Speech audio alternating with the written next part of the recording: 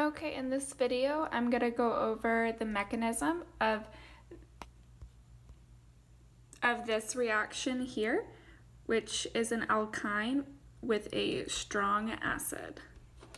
So the first step of any organic molecule with a strong acid, such as HCl, is going to be the protonation step.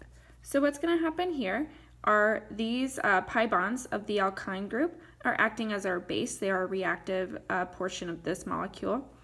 And of course, this is our acid. So what's going to happen are that one of the pi bonds will come and grab the H, forcing this bond here to break, sending the electrons onto the chlorine anion. So here we have our chlorine anion and our new organic molecule.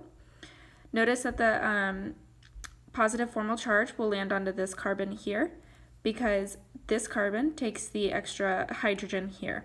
And the reason why this carbon takes the extra hydrogen is because we're following Markovnikov's rule, which means that it is the hydrogen is placed on the least substituted carbon atom, meaning that it is connected to the least amount of alkyl groups. This also shows that this reaction will be regioselective. So moving on, the next step in the mechanism, step-ish, is the carbocation switch. So I just redrew the molecule here just so it's a little more clear and easy for me to see. So this is where our formal charge was. So you can see here that it's a secondary carbon because it's connected to 1, 2. So to make it more stable, what we're going to do is we're going to move this methyl group up to here, to this carbon, and this positive formal charge will then move on to this carbon here. So redrawn, this is what it looks like.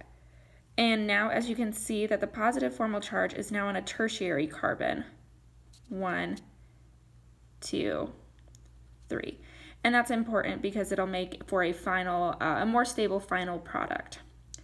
So then moving on to the next step, we're going to have our nucleophilic attack.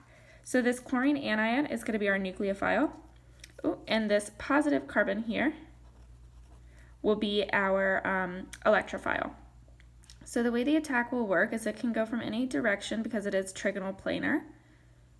So it will come in these electrons and it'll bond to the carbocation. So our final product looks like this.